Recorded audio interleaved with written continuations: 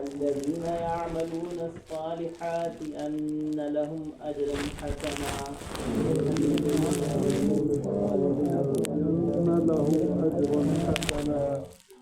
ماكثين فيه أبدا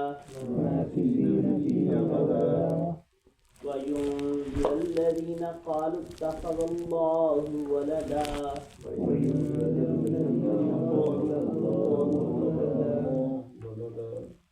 ما لهم به من علم ولا لآبائهم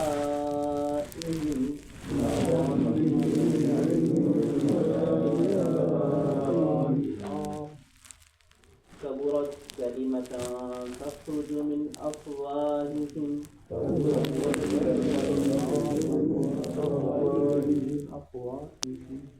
إن يقولون إلا كذبا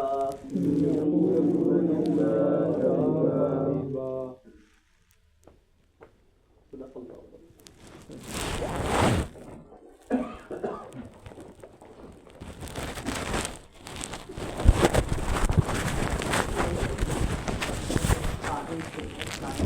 کرنے والا یا کھڑے ہونے والا اٹھنے والا ذرا انذار سے ہے ڈرانے کے معنی میں.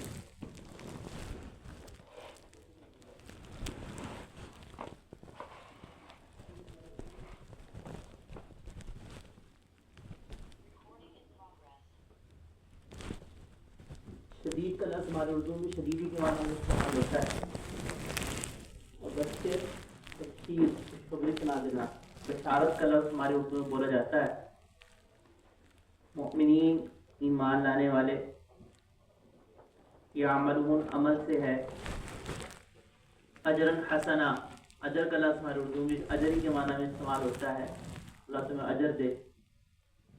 اور ابدا کا لفظ جیسے اردو میں ہی استعمال ہوتا ہے. ابدی زندگی ہمیشہ کی زندگی جو مرنے کے بعد کی ہے. ینذرو یہ انذار سے ہے ڈرانے سے. ولدا اولاد کا ہمارے اردو میں لفظ استعمال ہوتا ہے اس کا بیس ہی ولد ہے. علم علمی کے معنی میں ہے. اردو بھی علمی استعمال ہوتا ہے. اور آباء و اجداد کا لفظ ہمارے اردو میں لفظ بولا جاتا ہے. یہاں پہ بھی آباء کا لفظ ہے وہ معنی میں ہے. کبورا یہ بڑے بڑائی کے معنی میں ہوتا ہے. اللہ اکبر اکبر اللہ سب سے بڑا. کلمہ کا لفظ ہمارے اردو میں کلمہ بات سے نکالی جائے تخرج خروج سے نکلنے سے ہے. یقولون قول سے ہے. کذب جھوٹ کے معنی میں.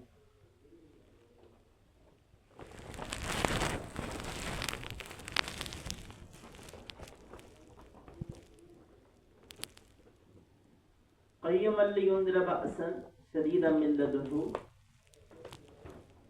یہ کتاب جو ہے یہ سیدھا راستہ دکھانے والی اور قائم رکھنے والی ہے. لینذر تاکہ وہ ڈرائے. بأسا شدیدا شدید عذاب سے. من لدنہ جو اللہ کی جانب سے ہے. ویبشر المؤمنین اور تاکہ وہ بشارت دے خوشخبری دے ان لوگوں کو جو یعملون الصالحات نیک اعمال کرتے ہیں. ان لہم یہ کہ ان کے لیے اجر حسنا بہترین اجر ہے. ماکثین فیہ ابدا مکث ٹھہرنے کو کہتے ہیں. وہ اس میں ہمیشہ رہیں گے. وینذر اور ڈرائے ان لوگوں کو قالوا اتخذ اللہ ولدا جو یہ کہتے ہیں کہ اللہ کا بیٹا ہے. اللہ نے بیٹا بنا لیا. ما لہم بہ من علم ولا لآبائہم ان کے لیے اس بارے میں کسی بھی قسم کا کوئی علم نہیں ہے اور نہ ہی ان کے آباء و اجداد کو. کبرت کلمتاً بہت بڑی یہ بات ہے. تخرج من افواہہم جو اپنے منہ سے نکالتے ہیں. ان یقولون الا کذبا وہ صرف محض جھوٹ بولتے ہیں.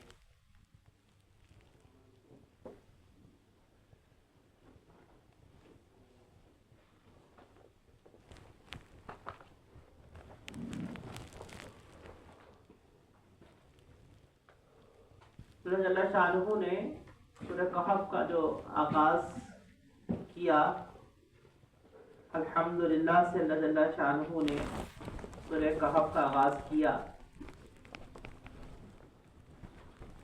اور جیسے پچھلے درس میں عرض کیا تھا کہ اللہ جل شانہ کے نے آغاز میں، مضامین میں، اختتام میں اس کی مماثلت بنی اسرائیل سے چلتی ہے اور بنی اسرائیل کی اس سے چلتی ہے. حدیث مبارکہ میں ہے کہ اللہ کو دو کلمے بڑے محبوب ہیں جو میزان میں بہت بھاری ہیں اور زبان پہ بہت ہلکے ہیں. بخاری شریف کی آخری روایت ہے کلمتان حبیبتان، کہ اللہ کو دو کلمے بہت محبوب ہیں، ثقیلتان فی المیزان، میزان میں بہت بھاری ہیں، اور خفیفتان علی اللسان، زبان میں بہت ہلکے ہیں. سبحان اللہ و بحمدہ اور سبحان اللہ العظیم. آپ دیکھیں اس سے پہلے سبحان ہے پھر حمد. اور سورہ بنی اسرائیل کا آغاز بھی کس سے ہے؟ سبحان الذی اسری. اور یہاں کس سے آغاز ہے؟ الحمدللہ. پھر اللہ جل شانہ نے کا جو سبحان کا لفظ ہے، یہ اس بات کی طرف اشارہ کرنے کے لیے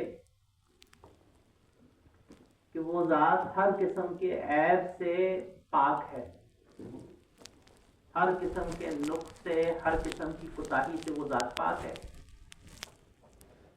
اور جب وہ ذات پاک ہے تو کاملیت صرف عیبوں سے صفائی میں نہیں، بلکہ کاملیت تب ہوتی ہے کہ اس میں کوئی نقص بھی نہیں اور وہ سراپا خوبیاں ہی خوبیاں ہیں.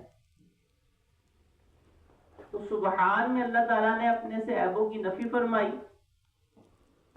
اور حمد میں تمام تعریفوں کا ذکر فرمایا. اس ذات میں کوئی نقص اور کوئی عیب اور کوئی کمی نہیں، ہر عیب سے وہ ماورا ہے، پاک ہے، اور ساری کی ساری تعریفیں اور خوبیاں صرف اس ایک اللہ کے لیے. پھر اللہ جل شانہ نے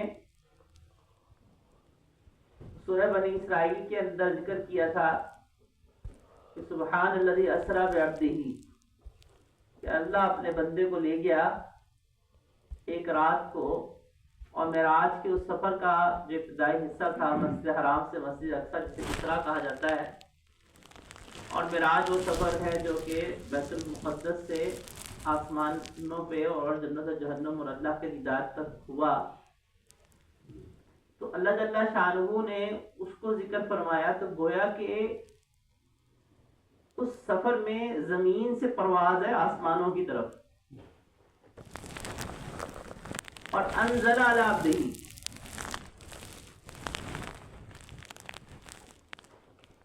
انزل علی عبدہ میں آسمانوں سے زمین کی طرف اس کتاب کا نازل ہونا ہے جو دنیا اور آخرت کی کامیابی کے لیے.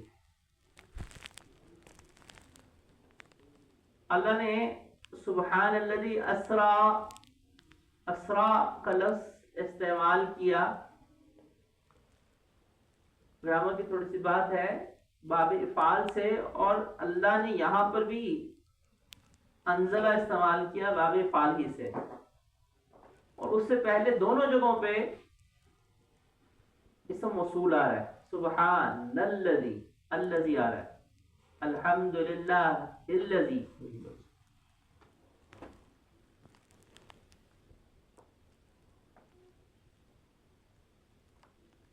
پھر وہاں بھی عبد کا ذکر فرمایا، یہاں بھی عبد کا ذکر فرمایا، اسرا بعبدہ، یہاں پہ علی عبدہ.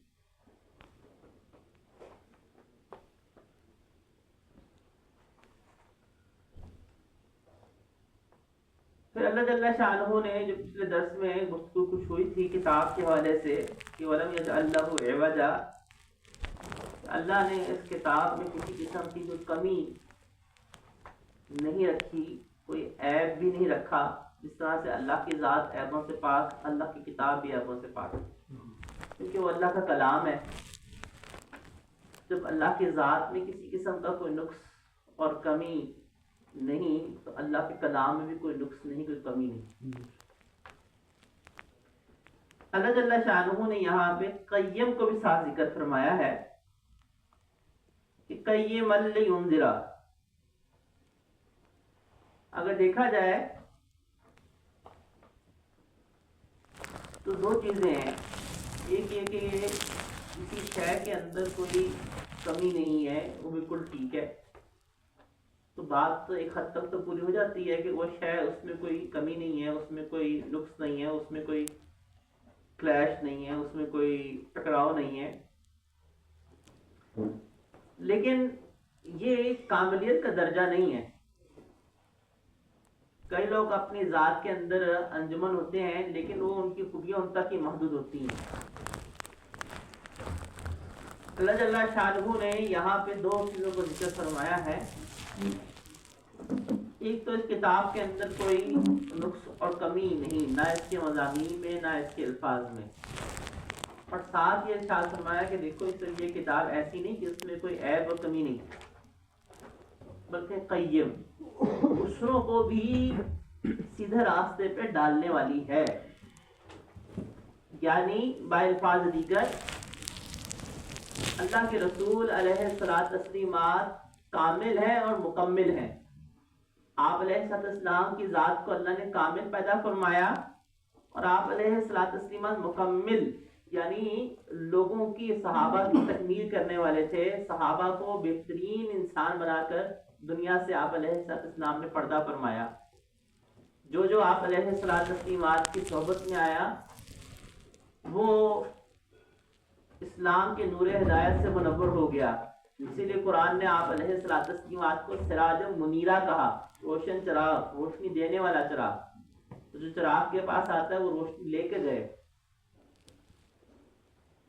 تو آپ علیہ السلام کی ذات بھی کامل بھی اور مکمل بھی، مکمل کرنے والی، دوسروں کو تکمیل تک پہنچانے والی، اور آپ علیہ السلام پہ جو کتاب اللہ نے نازل کی وہ بھی اسی طرح ہے، وہ کتاب بھی کامل ہے اور مکمل ہے، دوسروں کو مکمل کرنے والی، دوسروں کو تربیت دینے والی، دوسروں کو ہدایت کے راستے میں ڈالنے والی۔ تو اللہ نے ایوجہ کو ذکر فرمایا کہ اس ذات میں کوئی نقص نہیں ہے، اور دوسرا قیم کو ساتھ ذکر فرمایا یہ کتاب ایسی ہے تمہیں بھی ٹھیک کر دے گی، تمہارے اندر جو خرابیاں ہیں اور تمہارے اندر جو نقائص ہیں وہ ان کو بھی دور کر دے گی۔ یہ بالکل ویسا ہی مضمون ہے کہ جیسے اللہ نے سورہ بقرہ کے آغاز میں ارشاد فرمایا ذالک الکتاب لا ریب فیہ، اس کتاب میں کوئی نقص نہیں ہے، کوئی شک اور کوئی خلجان اور کوئی تذبذب نہیں ہے، اور ساتھ ہی فرمایا ھدی للمتقین، دوسروں کو بھی ہدایت دینے والی ہے، صرف اپنی ذات میں کامل مکمل نہیں بلکہ مکمل، دوسروں کو تکمیل کرنے والی بھی ہے۔ اور یہی مضمون اللہ نے یہاں بھی بیان فرمایا کہ دیکھو یہ کتاب ایسی ہے کہ اس میں کوئی نقص نہیں، کوئی عیب نہیں، کوئی کمی نہیں، اور ساتھ میں یہ کتاب قیم بھی ہے۔ اور قیم جو ہے اس کے چار معنی ہیں۔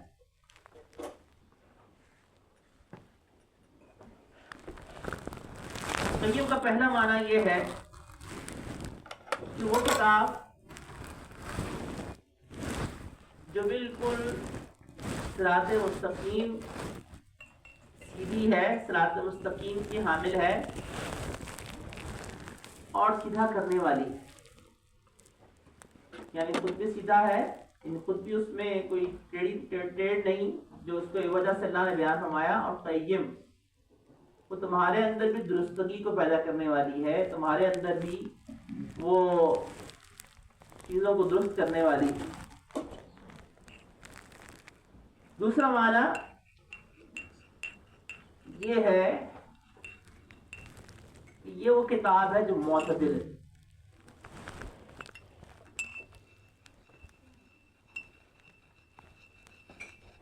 یہ بات ذہن میں رکھیں، اسلام سب سے زیادہ اپ ٹو ڈیٹ اور لیٹسٹ ریلیجن ہے.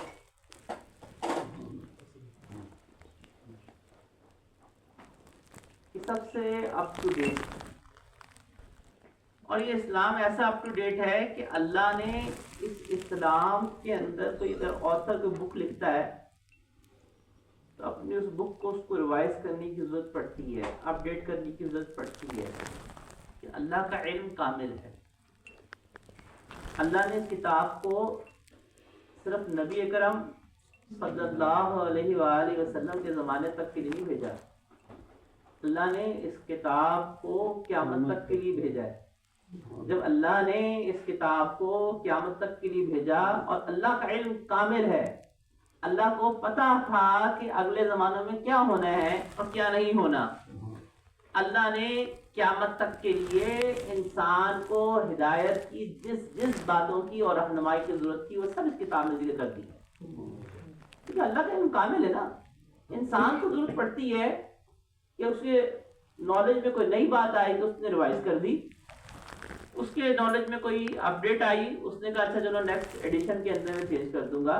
یہ انسان کی کتاب نہیں ہے، اللہ کا کلام. جب اللہ کا کلام ہے تو اللہ کو اس کی کسی اپڈیٹ ورژن کی ضرورت ہے ہی نہیں. وہ سب سے لیٹسٹ ہے، سب سے اپ ٹو ڈیٹ ہے.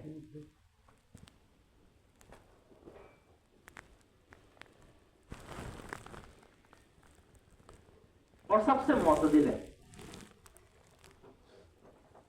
ہم نے اعتدال کا جو تصور ہے وہ مغرب نے ہمیں جو دیا نا، ہم نے وہ تصور لے لیا اور تصور وہ لے کر ہم نے ہر چیز کو پرکھنا شروع کر دیا. بالکل ایسا ہی تھا جیسے میں نے فری میسنز کے پروٹوکول سے ذکر کیا تھا کہ انہوں نے کہا کہ ہم لبرٹی کا تصور دیں گے اور لبرٹی کا مفہوم ہم اپنا دیں گے جو ہمارے مفاد کے مطابق ہو.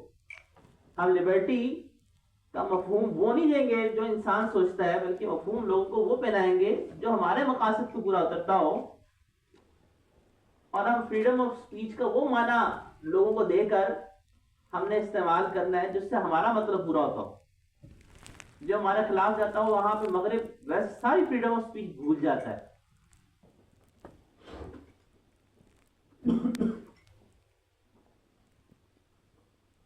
جو مغرب فریڈم آف سپیچ کا دعویٰ دار تھا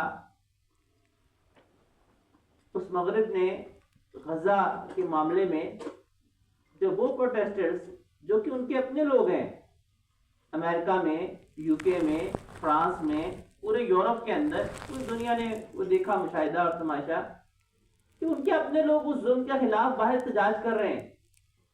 ان کی اپنی یونیورسٹیز کے اندر اس ظلم کے خلاف احتجاج ہو رہا تھا اور ہو کیا رہا تھا، ان کو اٹھا کے ان کو سپریس کیا جا رہا، دبایا جا رہا تھا. تو وہاں کہاں گئی ساری فریڈم آف اسپیچ؟ وہاں پہ ان کا جو فریڈم آف اسپیچ کا جو کھوکھلا ایک نعرہ تھا وہ سب کا سب بالکل دنیا کے سامنے ظاہر ہو رہا تھا. ان کی کوئی پہلی بات نہیں، یہ ہمیشہ یہی ہوتا ہے. تو اعتدال کا بھی ذہن میں رکھیے گا کہ اعتدال سے مراد کیا ہے. اعتدال سے مراد یہ ہے کہ جو افراط اور تفریط سے پاک، نہ اس میں افراط ہو نہ اس میں تفریط ہو. افراط کسے کہتے ہیں؟ زیادتی، بہت زیادہ. تفریط کیا ہوتا ہے؟ اگر اسلام کو دیکھا جائے تو اسلام افراط اور تفریط سے پاک ہے. نہ تو اس کے اندر اس طرح سے رہبانیت ہے جیسے عیسائیوں نے اختیار کی تھی، اور نہ اس کے اندر وہ سختی ہے جو یہودیوں کے اندر تھی. اللہ نے یہود کے اوپر شریعت موسوی کے اندر یہ تھا کہ اگر کپڑے کے اوپر کوئی ناپاکی لگ جاتی تو ان کو حکم تھا کہ اس کپڑے کو ہی پھینک دیں، وہ پاک نہیں کر سکتے تھے.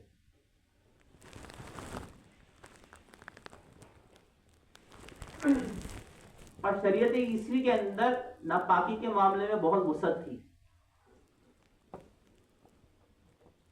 شریعت محمدی درمیان میں، ہم اعتدال میں، نہ تو وہ سختی ہے جو شریعت مسلم میں تھی، اور نہ وہ آزادی ہے، نہ وہ افراط ہے جو شریعت عیسی میں تھا۔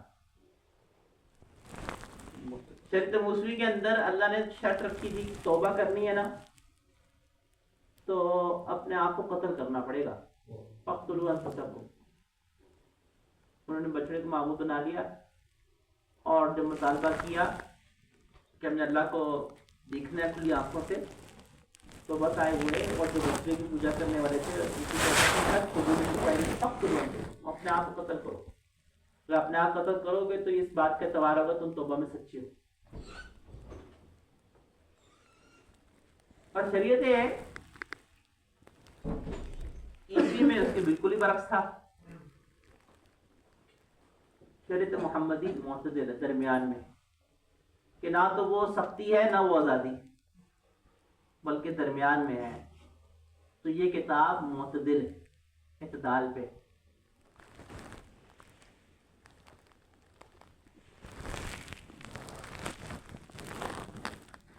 دوسرا قیم کا وصف، دوسرا معنی یہ ہے، تیسرا کہ یہ کتاب تصدیق کرنے والی ہے۔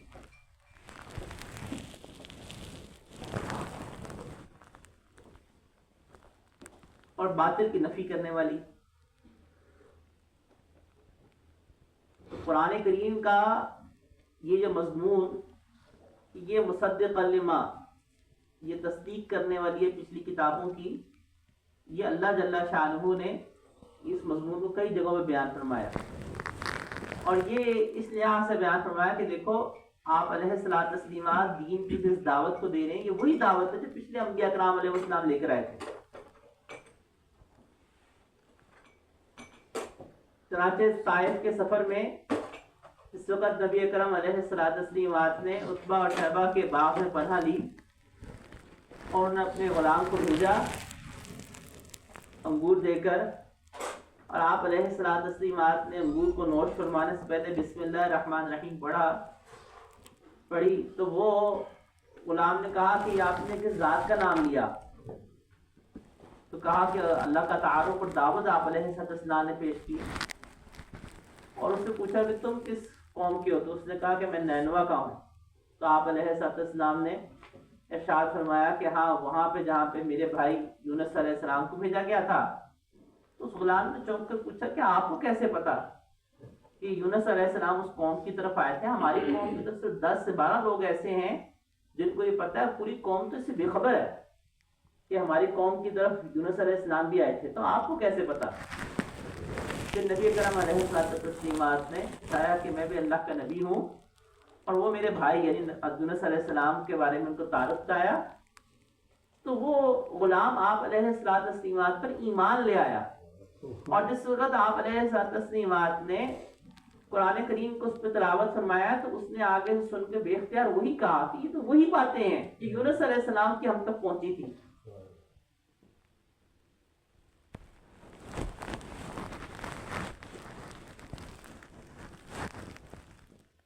چوتھا قیم کا معنی یہ ہے کہ جس پہ بھروسہ کیا جائے اور رجوع کیا جائے۔ یہ چاروں اوصاف قرآن کے ہیں۔ یہ وہ کتاب ہے جس کی طرف رجوع بھی کیا جائے اور اس پہ بھروسہ بھی کیا جائے۔ یہ ہماری بدقسمتی ہے کہ ہم نے کتاب اللہ کو رجوع کرنے کے لیے صرف اور صرف وظائف کی حد تک رکھ لیا۔ وظیفہ کو پڑھنا ہے تو قرآن کریم کو کھول لیا، کوئی فعال نکالنی ہے تو قرآن کریم کو کھول لیا۔ حالانکہ قرآن کریم سے فعال نکالنا یہ کوئی سنت نہیں ہے، نہ سنت ثابت ہے، تو لوگوں نے اپنے طریقے بنا لیے۔ آپ علیہ الصلوۃ والتسلیمات نے کتاب اللہ سے کب فعال نکالی؟ صحابہ نے کب فعال نکالی؟ صحابہ کرام رضوان اجمعین کے بعد تابعین نے کب نکالی؟ تبع تابعین کب نکالی؟ اتنے بڑے بڑے اولیاء اعظام گزرے، رد الفسانی، حضرت علی حجویری رحمۃ اللہ علیہ، اتنے بڑے بڑے اولیاء گزرے، کون سے ولی نے اپنی کتاب میں یہ لکھا ہے؟ شیخ عبد القادر جیلانی رحمۃ اللہ علیہ جیسے بڑے ولی، آپ ان کی کتابیں لکھی ہوئی پڑھی ہیں؟ انہیں تو طالبین اٹھا کے دیکھ لیجیے، ان کی کتاب ہے، کہاں لکھا ہے کہ کتاب اللہ سے فعال نکلانی ہے؟ اگر کوئی ایسی اہم بات ہوتی تو وہ لکھتے نا کہ کتاب اللہ سے فعال نکالا کرو، تمہارے مسئلوں کے لیے بڑا حل ہو جائے گا. انہوں نے تو نہیں لکھا ہوا. میں اولیاء اعظام کی بھی بات کر رہا ہوں، مجتہدین کی بات کر رہا ہوں، فقہائے کرام کی بات کر رہا ہوں، کسی نے بھی نہیں لکھا ہوا. یہ پتہ نہیں کہاں سے نکل ہے فعال نکالنے کی بات. استخارے کی تعلیم آپ علیہ السلام نے دی، استخارے کی دعا سکھلائی، وہ مستون طریقہ ہے. تو اعتماد کرنے کا مطلب یہ نہیں ہے، یہ الگ بات ہے کہ قرآن کریم کے اندر اللہ نے سورہ بنی اسرائیل میں ہی آیت گزری تھی وَنُنَزِّلُ مِنَ الْقُرْآنِ مَا هُوَ شِفَاءٌ، کہ ہم قرآن میں اتارتے ہیں اس کو جو کہ شفا ہے.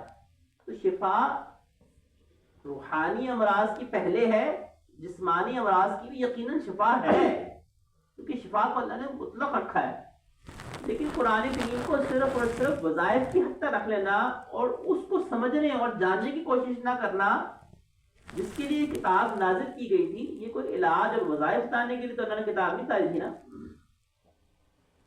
اللہ نے تو یہ کتاب اس لیے تاری تھی جو آگے اس کا مقصد بیان کیا گیا ہے، قیما لینذرا بأسا شدیدا، کہ ڈرائے اس عذاب سے اور اس آخرت کی ناکامی سے، کہ دیکھو اگر تم دنیا کے اندر اللہ کو منا کے نہیں چلو گے تو ناکام ہوگے، اور دیکھو اگر تم اپنی خواہشات کے اوپر چلو گے تو تم کامیاب نہیں ہوگے. اور جو لوگ دین سے چلنے والے ہیں ان کو خوشخبری سنائے کہ ان کے لیے ان لهم اجر حسنہ، بہترین اجر ہے. اور یہ اجر ایسا نہیں ہے کہ ایک دفعہ مل گیا اب جلدی ختم ہو گیا. ماکثین فیہا ابدا، جنتی میں ہمیشہ رہیں گے. اور دوزخ جو کفار ہوں گے وہ دوزخی دوزخ میں ہمیشہ رہیں گے. جو گناہگار مسلمان ہیں جو بدقسمتی سے دوزخ میں چلے جائیں گے، وہ دوزخ میں اپنے گناہوں کی سزا کاٹیں گے اور کاٹ کے بالآخر جنت میں آ جائیں گے. لیکن وہ دوزخ میں کتنی سزا کاٹیں گے اللہ ہی جانتا ہے.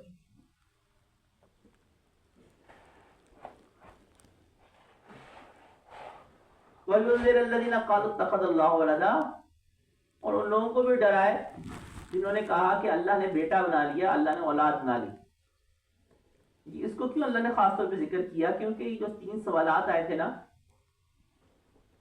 جو سورہ کہف کے حوالے سے جو میں نے شان نزول میں عرض کیا تھا کہ جو پوچھے گئے تھے کہ اصحاب کہف کون ہیں، ذوالقرنین کون تھے، اور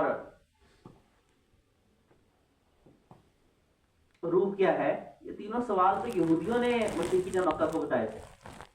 اور بتانے کا مقصد جو تھا وہ سوال پوچھنا نہیں تھا، یہ نہیں تھا کہ آپ علیہ السلام سے پوچھ رہے ہیں، مقصد لاجواب کرنا تھا.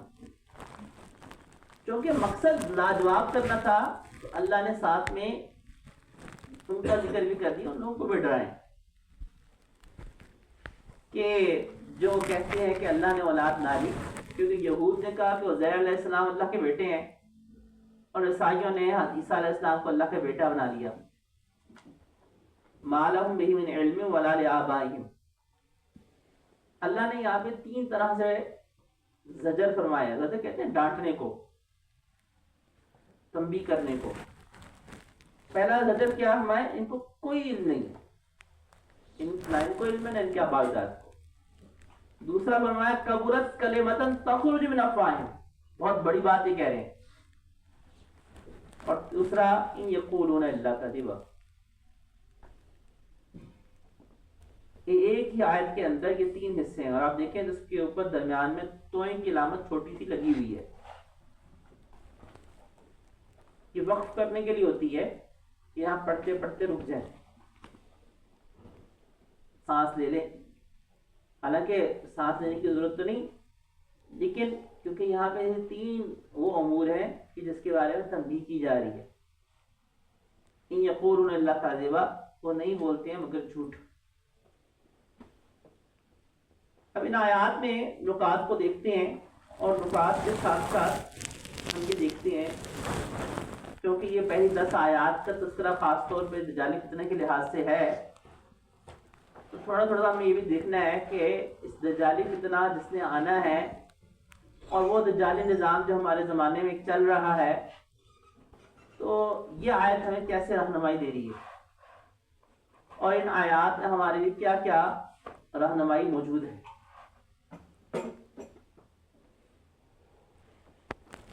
سب سے پہلی چیز آپ سوچنے کے لیے سوچئے کہ اللہ نے 10 آیات کے اندر کتاب اللہ پہلی 5 آیات ہیں. اگر ہم دیکھیں کتاب اللہ کے گرد گھوم رہی ہے. کتاب اللہ کا نازل ہونا, اس کے اندر کسی قسم کا کوئی نقص اور عیب نہ ہونا, پھر اس کا قیم ہونا, پھر آگے اسی کے اوصاف بیان کی جا رہے ہیں کہ اس سے لوگوں کو ڈرانا اور لوگوں کو خوشخبری سنانا, اور جو لوگ اللہ کے بارے میں اولاد لاتے ہیں ان کو بھی ڈرانا. تو پہلی 4 آیات تو اسی کے گرد گھوم رہی ہیں تقریباً. اور یہ کتاب سراپا علم ہے اور اللہ نے ان سے ان کی نفی کی. تو سب سے پہلا نقطہ اور پہلو کیا ہے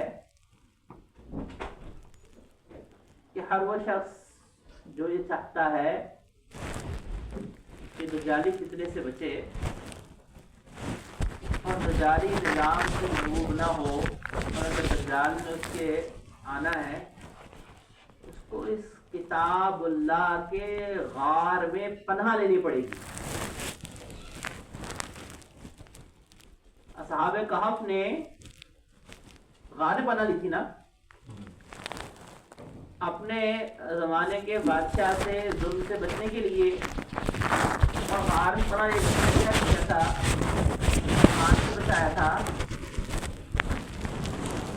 تو اللہ جل شانہ ایمان کے غار کا سب سے پہلے ان 10 آیات میں تذکرہ کر رہے ہیں کہ دیکھو اگر تم نے اس دجال سے اور دجالی فتنے سے بچنا ہے تو سب سے پہلا کہف اور سب سے پہلا غار جو ہے وہ کتاب اللہ. تمہیں اس کے اندر پناہ لینی پڑے گی. اگر تم اس سے پناہ لینے میں کامیاب ہو جاؤ گے تو تم بچ جاؤ گے. دوسرا اللہ تعالیٰ نے وصف ساتھ میں یہ ذکر کیا کہ دیکھو اس کتاب اللہ میں کوئی ٹیڑھ نہیں. تھوڑی دیر کے لیے سوچئے گا, ہمارے زمانے کے اندر جو موجودہ الحاد ہے اور ظاہریت ہے اس کا سارا فوکس کس پہ ہوتا ہے؟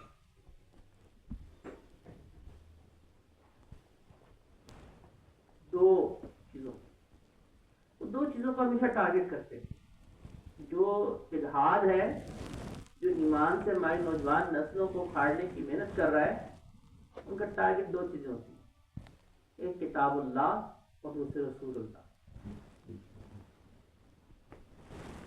وہ اعتراض کریں گے کتاب اللہ پر, وہ اعتراض کریں گے رسول اللہ صلی اللہ علیہ وسلم.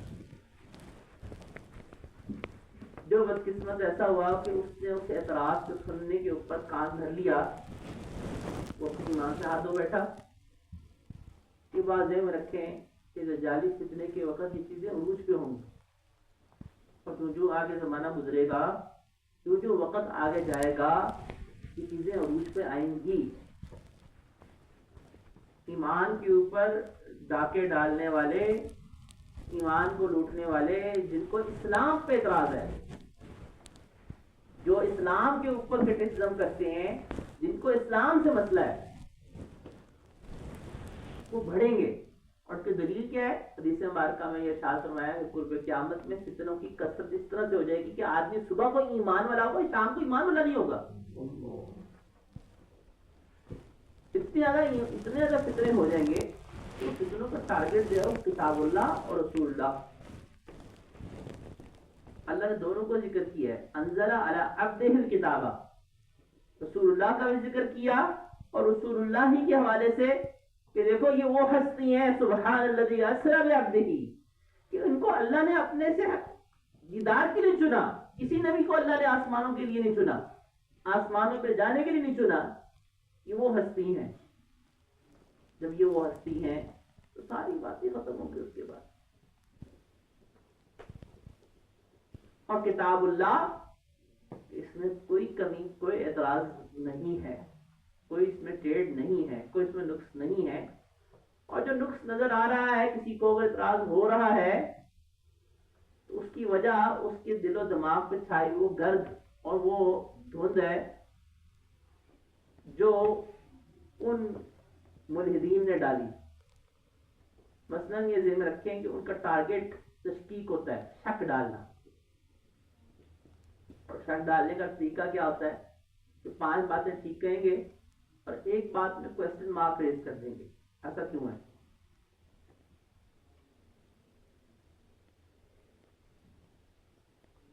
تو اس کتاب کے کتاب اللہ سے جڑنا، یہ اس غار میں پناہ لینا ہے. اور یہ کتاب ایسی ہے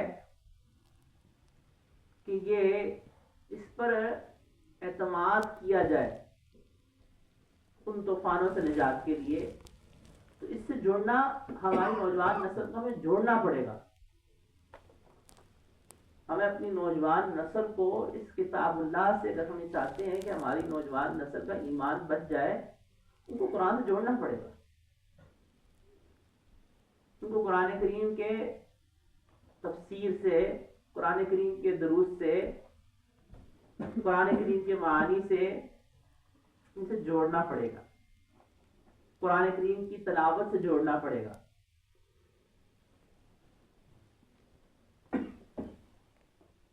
اور جو شخص جتنا دور ہے اس کے لیے اتنا ہی اندیشہ ہے کہ وہ شیطان کا اور دجال فتنے کا شکار ہو جائے. دوسری بات میں نے عرض کی کہ قیم کے زمانہ اعتدال کا بھی، یہ مغرب نے اور فری میسرز نے ہمارے ساتھ یہ کھیل کھیلا کہ ہمیں آزادی رائے کے اوپر اور ماڈرنزم کے نام کے اوپر یہ سبق پڑھایا گیا کہ اگر تم نے ماڈرن ہونا ہے تو تمہیں دین کو چھوڑنا پڑے گا. تم نے اگر اپ ٹو ڈیٹ ہونا ہے نا، تمہیں دین کو خیر بات کہنا پڑے گا، کیونکہ دین جو ہے وہ تمہیں تنگ نظر بناتا ہے.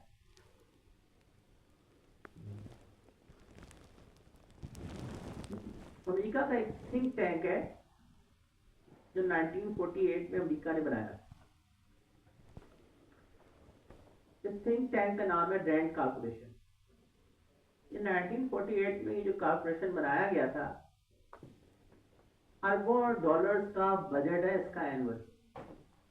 اربوں ڈالرز کا اینول بجٹ ہے جو گورنمنٹ کو دیتی ہے. یعنی گورنمنٹ ٹائپ ہے تھنک ٹینک جس طرح ہوتا ہے. تو کام کیا ہے، اس تھنک ٹینک نے پوری دنیا کے اندر امریکہ کے حوالے سے امریکہ کو مشورے دینے ہوتے ہیں. یہ ریسرچ کرتا ہے، رپورٹ. اور بڑی کی بات یہ کہ اس کی رپورٹ اس کی ویب سائٹ پر اوپن نہیں ہے. آپ لکھیں رینڈ کارپوریشن کی ویب سائٹ کھل جائے گی. مور دین 1000 رپورٹس اس کی ویب سائٹ پہ پڑی ہوئی ہیں. اور ان رپورٹس میں سے 360 رپورٹس ہیں جو انہوں نے اسلام کے اوپر لکھی ہوئی ہیں. 360 وہ رپورٹس ہیں جنہوں نے اسلام کے حوالے سے صرف اب اس تھنک ٹینک نے اپنی گورنمنٹ کو سجیشن دی ہوئی ہیں کہ ہمیں یوں کرنا چاہیے، ہمیں یوں کرنا چاہیے. اور یہ وہ رپورٹس ہیں جو صرف امریکہ نہیں فالو کرتا، پورا ویسٹ فالو کرتا ہے اس کارپوریشن کو. کیونکہ یہ خاص امریکہ کے حوالے سے نہیں رپورٹ دے رہے ہوتے. یہ چونکہ نعرہ لگانے کا دلفریب طریقہ ہوتا ہے نا، کیونکہ میں نے آپ کو دیکھیں وہ سیکنڈ پروٹوکول میں مینشن تھا کہ ہم نے دلفریب نعروں سے یہ چیزیں کھیلنی ہیں. یہ دلفریب نعروں سے کھیلتے ہیں.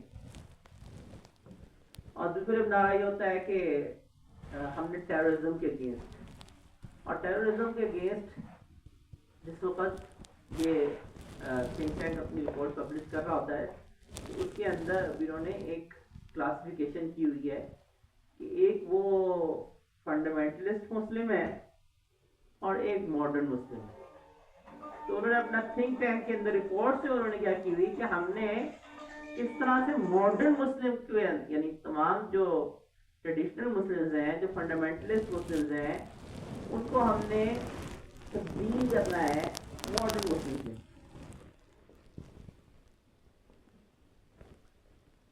اب اس کے اندر انہوں نے سجیشنز دی ہوئی ہیں کہ اچھا ہماری حکومتوں کو یہ کرنا چاہیے، تو اس سے ہم ایک ماڈرن اسلام کا تصور پیش کر سکتے ہیں۔ ہمارے مسلمان کو پتہ ہی نہیں ہے کہ بھائی وہ جو آپ کو دوائی دے رہے ہیں وہ دوائی میں زہر ملا ہوا ہے۔ کیا آج تک کرسچینٹی نے اپنے ننس کا لباس چینج کرنے کے لیے کوئی تحریک چلائی؟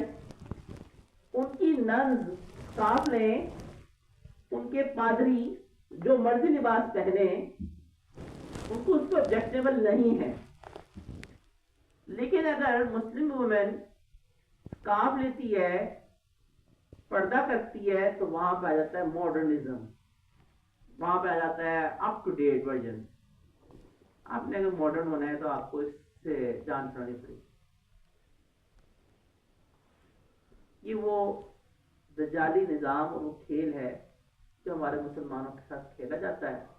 ہمارے سارے ناسمجھ مسلمان وہ کہتے ہیں اچھا مجھے بھی ذرا ماڈرن بننا ہے، تو پھر میں ماڈرن بنے بغیر جو ہے نا، اس کے بغیر تو ماڈرنزم میں بن نہیں سکتا۔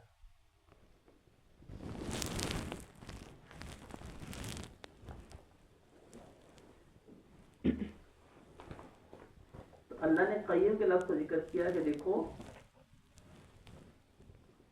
یہ کتاب معتدل ہے، یہ دین معتدل ہے۔ اگر تم نے اعتدال پہ رہنا ہے نا تو اس کا طریقہ دین پہ چلنا ہے، دین کو چھوڑنا نہیں ہے۔ تم دین پہ چلو گے معتدل ہوگے۔ ہم نے اعتدال کی اپنی ڈیفینیشن بنا لی ہے۔ ہم اس اعتدال کی ڈیفینیشن کو خود جو بنائی ہوئی ہے نا اس کو فٹ کرتے ہیں قرآن پہ اور اسلام پہ، تو چاہتے ہیں کہ ہمیں ایسا اسلام چاہیے۔ اور وہ اعتدال کی ڈیفینیشن جو ہماری اپنی بنی ہوتی ہے وہ ایسی ہوتی ہے کہ بس اس میں ہمیں کچھ نہ کہا جائے، اس میں میوزک بھی ہو، اس میں ڈانس بھی ہو، اس میں مس گیدرنگ بھی ہو، اس میں جو ہے نا سود بھی لے لیا جائے، اس کے اندر جو ہے نا وہ سچ پیدا کی جائے، اس میں اشتہار کیا جائے سود کو حلال قرار دینے کے لیے بھی۔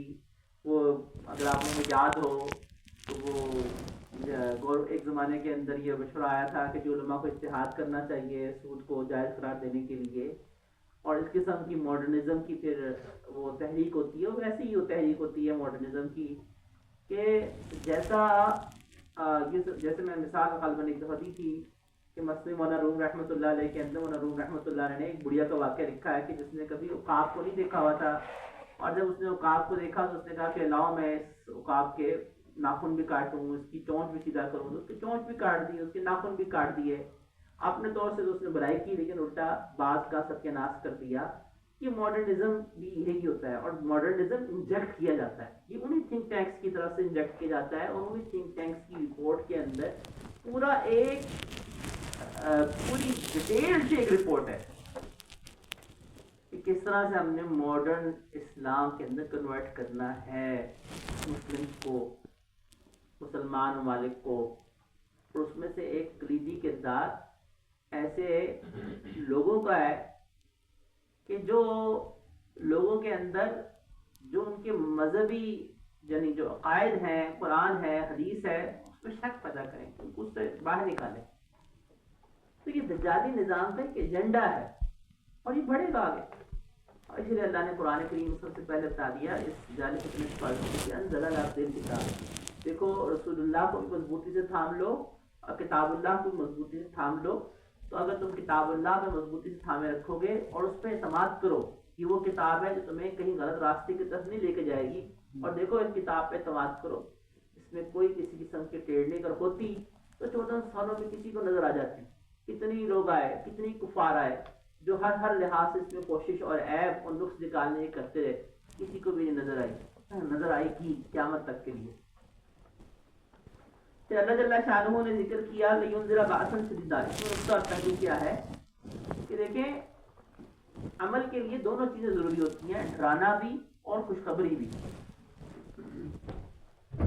جو لوگ بگڑے ہوئے ہوتے ہیں نا ان کے لیے ڈرانا پہلے ہے، کیونکہ یہ سوال آیا تھا ان لوگوں کی طرف سے جو خاص طور کے اوپر اس غلط نظریے کے یعنی سوال کرنے کا مقصد صرف آپ علیہ السلام کو لاجواب کرنا تھا، اسی لیے جو ایسے لوگ ہوتے ہیں نا ان کو خوشخبری نہیں سنا جاتی، ان کے لیے ڈرانا ہے پہلے یہاں پہ اسی لیے قرآن کریم کے اندر عام طور پہ بشارت کو پہلے ذکر کی جاتا ہے اور ڈرانے کو بعد میں ذکر کیا جاتا ہے.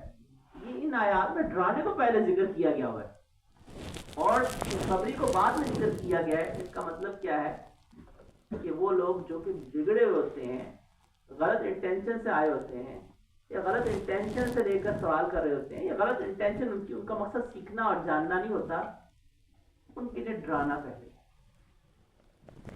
ان کی اصلاح ڈرانے سے ہوگی, ان کی اصلاح خوشخبری بعد میں, لیکن دونوں ہی ضروری ہیں. پھر اللہ جل شانہ نے یہ ذکر فرمایا کہ یبشر المؤمنین الذین یعملون الصالحات. اس میں نقطہ پہلو کیا ہے کہ اللہ نے ایمان کو بھی ذکر کیا, اعمال صالح کو بھی ذکر کیا. امت مسلمہ کی نجات کے لیے صرف مسلمان ہونا کافی نہیں ہے. ہم کہیں کہ ہم مسلمان ہیں, مسلمانوں گھر پیدا ہوئے ہیں, جنت ہماری ہے, ہم بخشے بخشا ہیں, یہ نہیں ہونے والا. اللہ نے یعملون الصالحات پورے قرآن کریم کے اندر جہاں پہ بھی ایمان ہے ساتھ اعمال صالح بھی. نیک بنو گے, نیکی کی زندگی بسر کرو گے تو جنت میں جاؤ گے, ورنہ اپنی جہنم میں سزا بھگتو گے. یہ نہیں ہو سکتا مسلمان ملاوٹ بھی کرے, دھوکہ بھی دے, وعدہ خلافی بھی کرے, 2 نمبر چیز بھی بیچے اور پھر بھی کہے کہ ہاں میں چونکہ حج کیا تو میں جنت میں جاؤں گا. اپنی سزا کو, اپنے گناہوں کی سزا کو بھگتے گا, ہاں بھگت کے ایمان کی وجہ سے جب اللہ کو منظور ہوگا. ما لهم به من علم ولا لآبائهم كبرت كلمة تخرج من أفواههم يقولون إلا كذبا. ٹائم پورا ہو گیا اور اس میں بے تحاشا نکات ہیں اس آیت کے اندر, خاص طور پہ تجاری فتنے کے حوالے سے. ٹائم ایک پورا ہو چکا ہوا ہے, اس کو میں نیکسٹ کے اوپر چھوڑ دیتا ہوں. نیکسٹ کے اندر انشاءاللہ اس پہ نکات سے گفتگو کروں گا ما لهم به من علم پہ, کیونکہ یہ بہت بڑی بیسک قسم کی ایک چیز دے رہی ہے ہمیں, خاص طور پہ اس تجاری فتنے اور نظام کے حوالے سے. تو انشاءاللہ اس کو پھر نیکسٹ رکھ لیتے ہیں. آخر دعوانا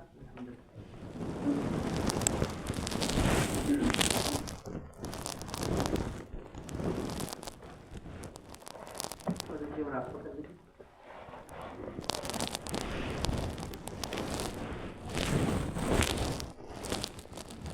بتا دیجیے اللہ کی رحمت کی طرف رجوع ہو جائیں گے. اللہ کی رحمت رہی ہے, دل میں سما رہی ہے, ہمیں دل اللہ کی محبت میں کہہ رہا ہے. اب جس میں بارکہ میں انائن بغل نے اپنی بھی میں اپنے بندے کے ساتھ ایسے ہی معاملہ کرتا ہوں جیسے میرا بندہ میرے ساتھ گمان کرتا ہے. اللہ کے ساتھ یہ گمان کیجیے کہ اللہ کی رحمت کر رہی ہے اور میرے دل میں آ رہی ہے.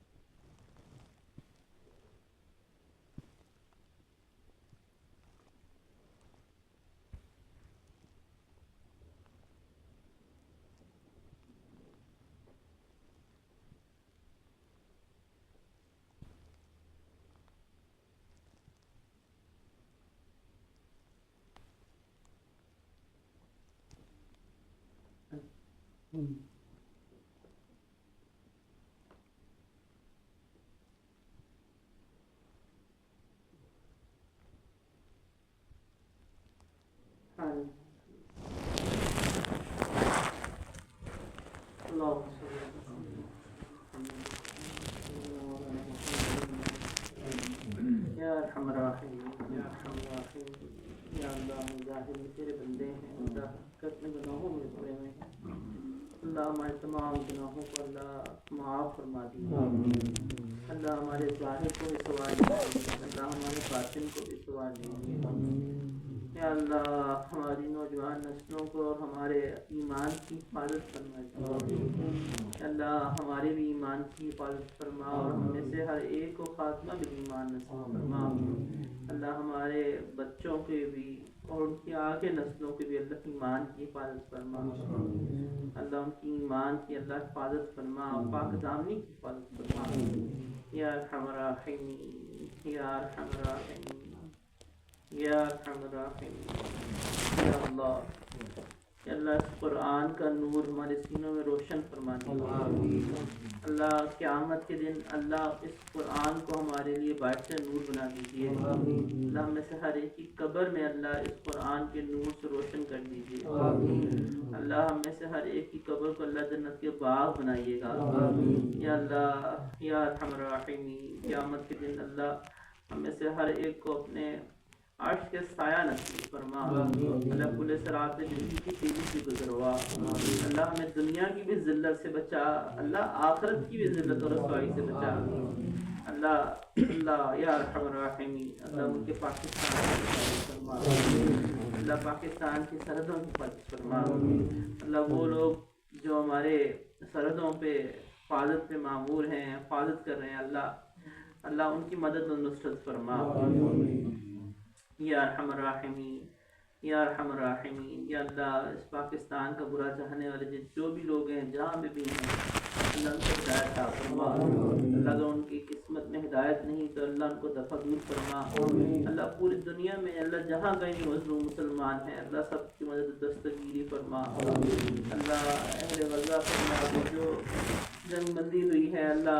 ان کو دشمن کے اب شرر سے اللہ بچا، اللہ وہاں سے دشمن بڑا ہی عیار ہے، اللہ خاک پہ تو ہمیں بار بار بتلایا ہم ہی نہ سمجھیں، اللہ جو کہ اللہ ان کی مدد دستگیری فرما، اہل ایمان کی، اللہ پوری دنیا میں اللہ جہاں کہیں مظلوم مسلمان ہیں، کشمیر میں، برما میں، فلسطین میں، جہاں کہیں بھی مظلوم مسلمان ہیں سب کی مدد دستگیری فرما، اللہ یا ارحم الراحمین یا ارحم الراحمین، ہر ایک کو قیامت کے دن اور کوثر نصیب فرما، شفاعت نصیب فرما، اللہ اس قرآن کو سیکھنے اور سکھانے والا بنا، اللہ یا ارحم الراحمین اس گھر سے برکت نازل فرما، اللہ اس گھر کو اللہ مینار نور بنا، اللہ اس گھر میں رحمت نازل فرما، اللہ جو دور سے بیٹھے سن رہے ہیں اللہ ان کو بھی اور جو یہاں پہ آئے ہیں ان کو بھی اللہ سب کو اپنے مقربین بندوں میں شامل اور بندیوں میں شامل فرما، صلی اللہ تعالی علی خیر خلق سیدنا مولانا محمد وعلی آلہ وصحبہ